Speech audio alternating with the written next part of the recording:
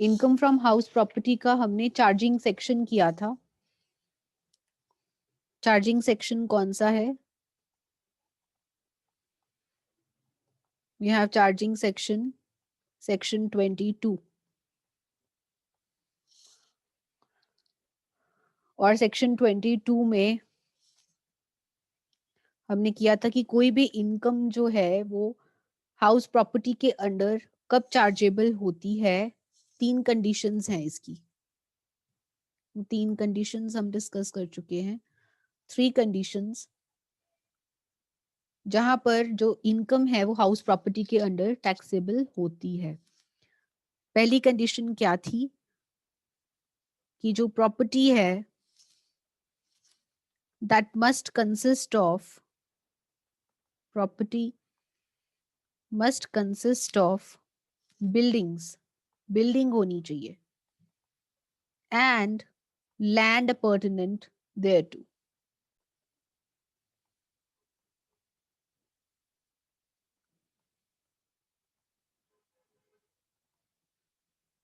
और इसमें हमने क्या डिस्कस किया था कि यदि सिर्फ लैंड को आपने रेंट पर दिया है और वहां से आपको इनकम आ रही है तो उसे आप income under the head house property में नहीं ले सकते, बिल्डिंग होनी जरूरी है। सेकंड हमने डिस्कस किया था कि जो एसएससी है must be the owner of the property. जिसकी इनकम की हम बात कर रहे हैं वो ओनर होना चाहिए प्रॉपर्टी। और ओनर में हमने डीम्ड ओनरशिप की भी बात करी थी। Owner includes deemed owner. और डीम्ड ओनर कहां पर है हमारा? Deemed owner is defined in section 27। और सेक्शन 27 के हमने 6 केसेस करे थे। क्या केसेस थे? First, transfer of property to spouse और माइनर चाइल्ड। यहाँ पर जो ट्रांसफर होता है उसे डीम्ड ओनर माना जाता है। Second, yes, right, Nitish. Second is holder of impartible estate.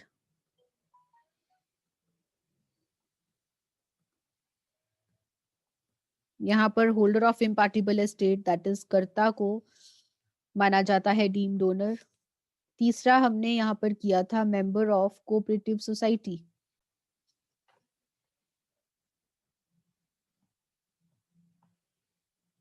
Member of cooperative society में जिस पर्सन ने फ्लैट लिया है that is the deemed owner. Person in possession of property, यहाँ पर हमने पावर ऑफ अटॉर्नी की बात करी थी। जिसके पास पावर ऑफ अटॉर्नी है that is the deemed owner. Long term lease, 12 साल से अधिक या 12 साल की अगर लीज है वहां पर जो लेजी है that is the deemed owner. And last हमने डिस्प्यूटेड ओनरशिप का केस किया था। और डिस्प्यूटेड ओनरशिप के केस में हमने डिस्कस किया था कि जिसके पास बिल्डिंग का, प्रॉपर्टी का किराया आ रहा है या जिसके पास प्रॉपर्टी का कब्जा है that is the deemed owner. ये सब केसेस हमने करे थे यहाँ पर। और तीसरी कंडीशन है चार्जिंग सेक्शन की कि जो प्रॉपर्टी है that should not be used for assessee's own business. The property should not be used for assessee's own business. Assessee के अपने बिजनेस या अपने प्रोफेशन के लिए उस प्रॉपर्टी का इस्तेमाल नहीं किया जाना चाहिए। ये 3 कंडीशंस हैं। ये 3 कंडीशंस पूरी होती हैं तो वो जो इनकम है that will be taxable under the head income from other sources. आज का हमारा टॉपिक है exceptions. Exceptions, when property income, exceptions when property income is not taxable as income from house property. आपको प्रॉपर्टी से income आ तो रही है, लेकिन आप उसको इस हेड के अंडर टैक्सेबल नहीं कर रहे, आप उसको किसी और हेड के अंडर टैक्सेबल कर रहे हैं। ऐसे कौन से केसेस हैं? First is property let out to employees, property let out to employees. ये एक एम्प्लॉयर है XYZ लिमिटेड एम्प्लॉयर, और ये इसके एम्प्लॉइज हैं। एम्प्लॉइज XYZ लिमिटेड ने अपनी प्रॉपर्टी एम्प्लॉइज को रेंट पर दे रखी है।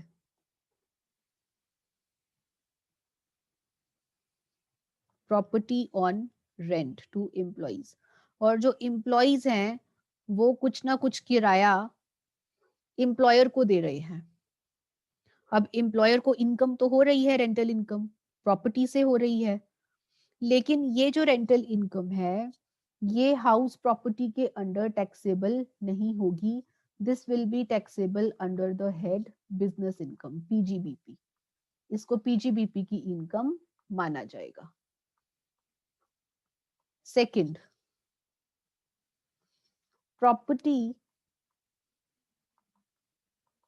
लेट आउट टू गवर्नमेंट या फिर अदर अथॉरिटीज। XYZ लिमिटेड है और XYZ लिमिटेड ने प्रॉपर्टी अपनी एक प्रॉपर्टी जो है वो किसी बैंक को दे दी है। Property on rent to bank, bank को दे दी है, और बैंक ने वहां पर अपनी एक छोटी सी ब्रांच खोल ली है, और ये जो बैंक है वो रेंट दे रहा है XYZ लिमिटेड को। ये रेंट हाउस प्रॉपर्टी के अंडर टैक्सेबल नहीं होगा। This will be taxable under the head business income, PGBP। ठीक है जी। और कौन से एक्सेप्शंस हैं जहां पर इनकम जो है वो हाउस प्रॉपर्टी के अंडर टैक्सेबल नहीं होती? कॉम्पोजिट रेंट की अगर हम बात करें, composite rent of building and other assets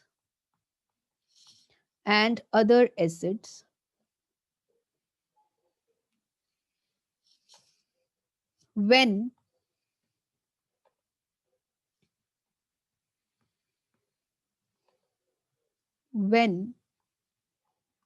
two lettings are separable, when two lettings are separable, composite rent। composite rent क्या है? मिश्रित किराया, संयुक्त या मिश्रित किराया। ऐसा करते हैं, पहले एक दूसरा केस करते हैं इससे, उसके बाद ये वाला केस करेंगे बच्चे। composite rent of building and other services।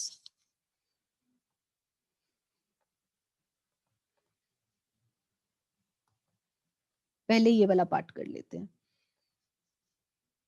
आपको मिश्रित किराया मिल रहा है बिल्डिंग का, बिल्डिंग एंड अन्य सेवाएं, बिल्डिंग एंड अन्य सेवाओं का मिश्रित किराया। फॉर एग्जाम्पल, आपको ना सिर्फ हाउस का रेंट मिल रहा है, हाउस रेंट, प्लस साथ ही साथ आपको लिफ्ट के, आप कुछ और सेवाएं भी प्रदान कर रहे हैं, जैसे लिफ्ट प्रोवाइड कर रहे हैं, आपने एसी प्रोवाइड किया है, आपने पावर बैकअप दिया है, इन्वर्टर एटसेट्रा, आपने ये सब सेवाएं भी दी हैं, आपने ये सब सेवाएं भी दी हैं। आपको हाउस का रेंट मिल रहा है 20,000 पर मंथ, और साथ ही साथ आप सेवाओं का किराया भी ले रहे हैं 5,000 पर मंथ, और आपको जो कॉम्पोजिट रेंट मिल रहा है, मिश्रित किराया, कितना मिल रहा है? 25,000। यहां पर वो क्या कह रहा है कि जो हाउस रेंट है, ये वाला पार्ट है, जो ये वाला पार्ट है, इसको आप टैक्स करेंगे, taxable under the head house property, और इसको आप कहाँ ले जाएंगे? इसको आप ले जाएंगे under the head other sources, या फिर अंडर द हेड पीजीबीपी। ठीक है जी। Then is your fourth point, composite rent of building and other assets when two lettings are separable। आपके पास मिश्रित किराया आ रहा है बिल्डिंग का और साथ ही साथ दूसरे एसेट्स का भी, और ये जो दोनों किराएदारियां हैं ये अलग अलग हैं, आप इनको अलग अलग कर सकते हैं। जब मिश्रित किराया बिल्डिंग एवं अन्य एसेट्स का आय एवं दोनों किराएदारियां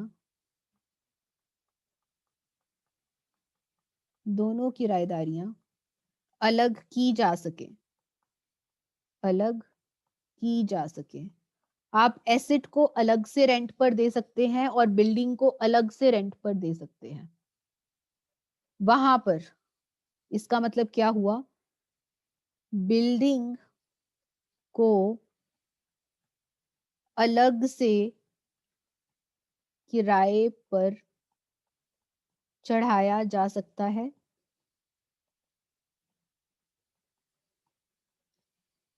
एवं अदर एसेट्स को अलग से, दोनों को अलग अलग आप किराए पर चढ़ा सकते हैं। तो ऐसे में यदि आपको इनकम हो रही है फ्रॉम बिल्डिंग, तो उसको आप टैक्सेबल करेंगे under the head house property, और जो आपने अदर एसेट्स रेंट पर चढ़ाए, इनकम फ्रॉम अदर एसेट्स, उसको आप यहां पर टैक्सेबल नहीं करेंगे, उसको आप टैक्सेबल करेंगे या तो अदर सोर्सेज के अंडर या फिर पीजीबीपी के अंडर। सिर्फ बिल्डिंग का किराया आप यहां पर टैक्स लगाएंगे। Next, composite rent of building and other assets when two lettings are inseparable। जहां पर आप एसेट को बिल्डिंग से अलग नहीं कर सकते, जहां एसेट्स को बिल्डिंग से अलग किराए पर नहीं दिया जा सकता।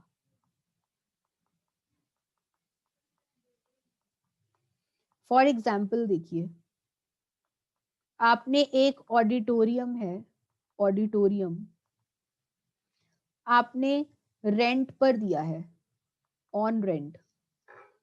अब इस ऑडिटोरियम में एसी प्लस फर्नीचर लगे हुए हैं। जब आपने ऑडिटोरियम को रेंट पर चढ़ाया तो आपने बिल्डिंग के साथ साथ एसी और फर्नीचर का रेंट भी आपको मिलेगा। आप इन एसेट्स को अलग से किराए पर नहीं दे सकते, आप इकट्ठा मिश्रित किराया चार्ज कर रहे हैं। मिश्रित किराया आप चार्ज कर रहे हैं किसका? ऑडिटोरियम बिल्डिंग का प्लस एसी एंड फर्नीचर का। यहां पर जो आपको रेंट आ रहा है, रेंट जो आपको मिश्रित रेंट आ रहा है, मिश्रित किराया, कॉम्पोजिट रेंट आ रहा है, उसको उसके आप टुकड़े नहीं कर सकते, इसीलिए आप इसको टैक्सेबल कर देंगे under the head other sources या फिर पीजीबीपी। यहां पर आप इसको under the head house property taxable नहीं कर सकते। This is the main point here. ये पॉइंट इंपॉर्टेंट है बच्चे, यहाँ पर this point is important. And last comes the paying guest accommodation.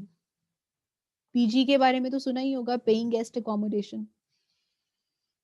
इसमें देखिए कि आपने क्या करना है।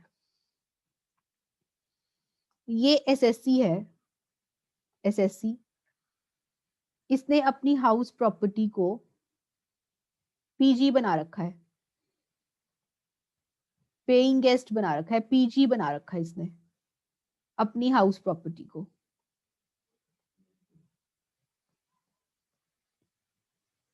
यहाँ पर अलग अलग लोग आकर स्टे करते हैं, एज अ पीजी खोल रखा है। तो एक तरह से एसएससी ने अपना बिजनेस खोल रखा है यहाँ पर अपनी हाउस प्रॉपर्टी में। इसने अपनी हाउस प्रॉपर्टी में अपना बिजनेस खोला हुआ है, अपना बिजनेस। तो देखिए यहाँ पर मैंने आपको क्या बताया था, सेक्शन 22 की 3 कंडीशंस क्या थी कि एसएससी का खुद का बिजनेस नहीं होना चाहिए, उस प्रॉपर्टी में एसएससी का खुद का बिजनेस नहीं होना चाहिए। अगर उस प्रॉपर्टी में एसएससी अपना बिजनेस कर रहा है तो आप उसको हाउस प्रॉपर्टी में नहीं ले सकते। सो एक तरह से इस प्रॉपर्टी में, अपनी ही प्रॉपर्टी में उसने अपना बिजनेस खोल रखा है एसएससी ने। तो क्या ये यहां से जो उसको इनकम आ रही है, पेइंग गेस्ट से जो उसको इनकम आ रही है, क्या वो हाउस प्रॉपर्टी के अंडर टैक्सेबल होगी? Taxable under the head house property होगी? राइट दिशु? नो। क्योंकि क्यों नहीं होगी? ये थर्ड कंडीशन का उल्लंघन है। किसकी थर्ड कंडीशन? सेक्शन 22 की थर्ड कंडीशन का उल्लंघन है, इसलिए आप इसको हाउस प्रॉपर्टी के अंडर टैक्स नहीं लगा सकते। ये जाएगा कहां पर? ये जाएगा taxable under the head PGBP.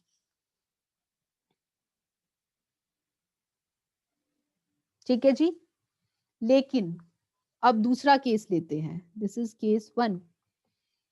Case 2 ले लीजिए। ये एसएससी है, उसने अपनी हाउस प्रॉपर्टी को रेंट पर दे रखा है किसी और कंपनी को, किसी और बिजनेस को, to ABC limited. ABC limited को किराए पर दे रखा है, यहां से इसको रेंट आ रहा है और एबीसी लिमिटेड ने इसको यहां पर पेइंग गेस्ट एकोमोडेशन के तौर पर दे रखा है। मतलब कि एसएससी का बिजनेस नहीं है, एसएससी ने तो किराए पर दे रखा है, कोई और पर्सन आकर यहाँ पर अपना बिजनेस कर रहा है पेइंग गेस्ट का। क्या ये एसएससी का बिजनेस है? क्या एसएससी का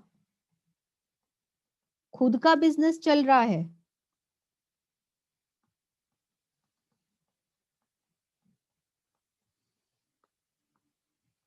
नितिश सेज नो। हाँ जी, यहाँ पर एसएससी का खुद का बिजनेस नहीं है, तो क्या हम इसको टैक्स लगाएंगे under the head house property? Yes, this will be taxable under the head house property. इसको हम पीजीबीपी में नहीं लेकर जाएंगे क्योंकि एसएससी का खुद का बिजनेस नहीं है। यदि एसएससी का खुद का बिजनेस चल रहा है उसकी प्रॉपर्टी में, तो उसको हाउस प्रॉपर्टी में टैक्स नहीं लगा सकते। लेकिन यदि एसएससी ने किसी और को रेंट पर दिया है और कोई और पर्सन वहां पर अपना बिजनेस चला रहा है, तो ऐसी इनकम को under the head house property tax लगाएंगे। I hope I am making the things clear to you. So these are the exceptions जहां पर हाउस प्रॉपर्टी से इनकम आ तो रही है, लेकिन जो टैक्स है वो हाउस प्रॉपर्टी के अंडर नहीं लग रहा। फर्स्ट इज व्हाट, जहां पर एम्प्लॉयर ने एम्प्लॉय को रेंट पर दे रखी है प्रॉपर्टी, वहां पर हाउस प्रॉपर्टी में टैक्स नहीं लगेगा, पीजीबीपी में लगेगा। जहां पर प्रॉपर्टी लेट आउट करी गई है गवर्नमेंट को या फिर अन्य अथॉरिटीज को, बैंक, पोस्ट ऑफिस या ऐसी चीजें खोलने के लिए, वहां पर जो रेंट है that will not be taxable under the head house property. जहां पर आपको मिश्रित किराया आ रहा है बिल्डिंग का और अन्य सेवाओं का, वहां पर आप बिल्डिंग के किराए को हाउस प्रॉपर्टी के अंडर ले जाएंगे और अन्य सर्विसेज के किराए को आप अदर सोर्सेज या पीजीबीपी में टैक्स लगाएंगे। यदि आपको मिश्रित किराया मिल रहा है बिल्डिंग का और अन्य एसेट्स का और ये दोनों आपस में अलग अलग किराए पर चढ़ाए जा सकते हैं, तो बिल्डिंग की इनकम को आप हाउस प्रॉपर्टी में टैक्स लगाएं और एसेट्स की इनकम को आप अदर सोर्सेज या पीजीबीपी में टैक्स लगाएं। यदि आपको मिश्रित किराया मिल रहा है बिल्डिंग का और अदर एसेट्स का और दोनों को आप अलग अलग किराए पर नहीं चढ़ा सकते, तो आप उस कॉम्पोजिट रेंट को पूरा का पूरा अदर सोर्सेज या पीजीबीपी में ले जाएंगे। हाउस प्रॉपर्टी में उसके ऊपर टैक्स नहीं लगेगा। And last is paying guest accommodation, जहां पे आप प्रॉपर्टी को पेइंग गेस्ट अकोमोडेशन अपने बिजनेस के तौर पर यूज कर रहे हैं, वहां पर इनकम हाउस प्रॉपर्टी में टैक्सेबल नहीं रहेगी, पीजीबीपी में जाएगी। और जहां पर आपने अपनी हाउस प्रॉपर्टी को रेंट पर दिया है किसी अन्य व्यक्ति को और वो अन्य व्यक्ति वहां पर कोई बिजनेस कर रहा है, तो यहाँ पर बिजनेस आप नहीं कर रहे, कोई और कर रहा है, आपको सिर्फ रेंट मिल रहा है, that rent will be taxable under the head house property। आइए अब ये वाला जो टॉपिक जो मैं नेक्स्ट आपको करवा रही हूँ, fully exempt incomes. Fully exempt incomes, इसमें मैं आपको कुछ ऐसे पॉइंट्स करवाऊंगी जो कि हाउस प्रॉपर्टी के अंडर टैक्सेबल नहीं है। रेंट तो आ रहा है लेकिन उसके ऊपर टैक्स नहीं लगेगा। Fully exempt incomes, fully exempt property income कर लीजिए।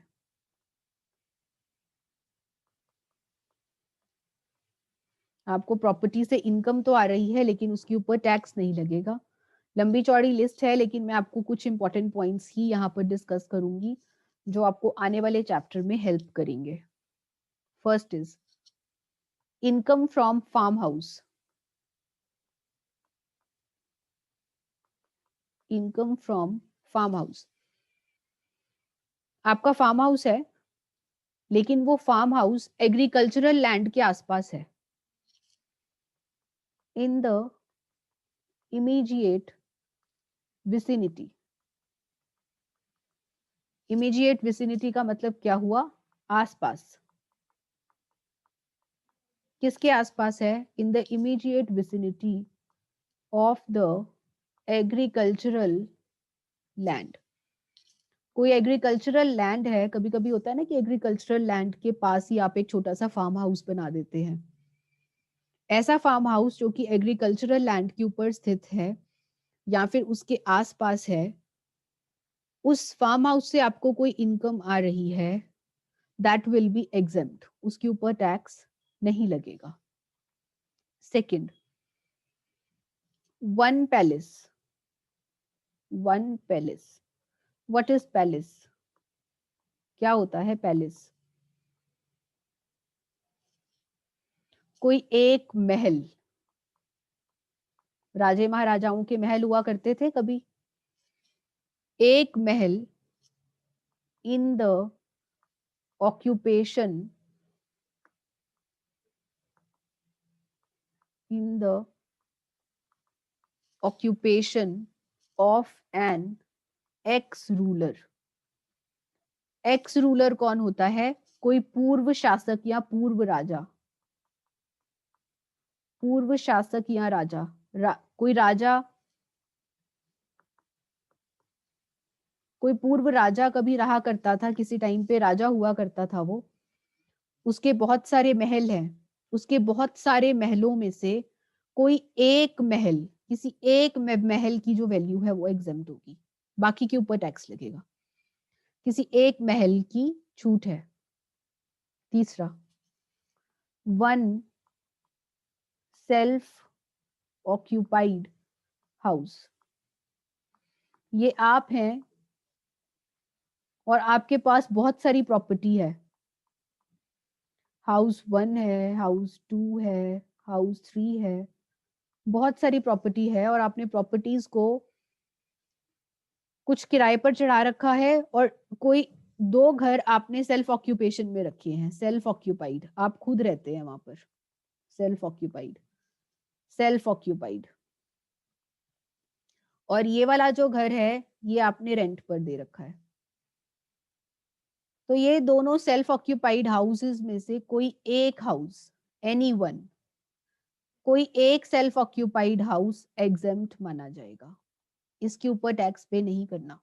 कोई एक self occupied house is exempt. Next,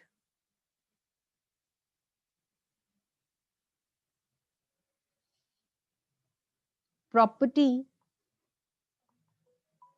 used for assessee's own business और प्रोफेशन. ये बात तो हम स्टार्टिंग से ही डिस्कस करते आ रहे हैं. ये एसएससी की खुद की प्रॉपर्टी है. नितिश, विच पॉइंट बेटा? सेल्फ ऑक्यूपेशन वाला, सेल्फ ऑक्यूपेशन वाला पॉइंट कह रहे हैं आप? हाँ बेटा, ये पॉइंट, इस पॉइंट में ये है कि यदि एसएससी के पास 2-3 घर हैं और उसमें से वो सारे घर, मान लीजिए उसने सेल्फ ऑक्यूपाइड हैं, उसके यहाँ पर आप खुद रहते हैं, यहाँ पर आपने अपने माँ बाप को रखा हुआ है, आपने किराए पर नहीं दिया हुआ, सेल्फ ऑक्यूपाइड है, आपने खुद ऑक्यूपाई कर रखे हैं, किसी को किराए पर नहीं दे रखा. तो इन दोनों में से कोई एक घर जो है वो एग्जेम्प्ट माना जाएगा. सरकार ने बोला है कि आप किसी एक घर में रह सकते हैं, आपकी किसी एक घर की इनकम को ही एग्जेम्प्ट किया जाएगा, बाकी घरों के ऊपर आपको टैक्स पे करना पड़ेगा. तो यहाँ पर ये टैक्सेबल हो जाएगा और ये भी टैक्सेबल हो जाएगा. सिर्फ एक घर की वैल्यू को एग्जेम्प्ट माना जाएगा. फोर्थ, ऐसी प्रॉपर्टी जहां पर एसएससी अपना खुद का बिजनेस या प्रोफेशन कर रहा है, एग्जेम्प्ट माना जाएगा under the head house property. Property income of local authority. Next, property income of political party. किसी पॉलिटिकल पार्टी को कोई इनकम हो रही है हाउस प्रॉपर्टी से, एग्जेम्प्ट है. Property income of charitable trust. कोई ऐसा ट्रस्ट जो कि प्रॉफिट के मकसद से काम नहीं कर रहा, जनहित के लिए काम कर रहा है, उसे चैरिटेबल ट्रस्ट कहते हैं. चैरिटी पर चलता है, डोनेशंस पर चलता है. उसकी प्रॉपर्टी इनकम से अगर इनकम है, दैट इज एग्जेम्प्ट.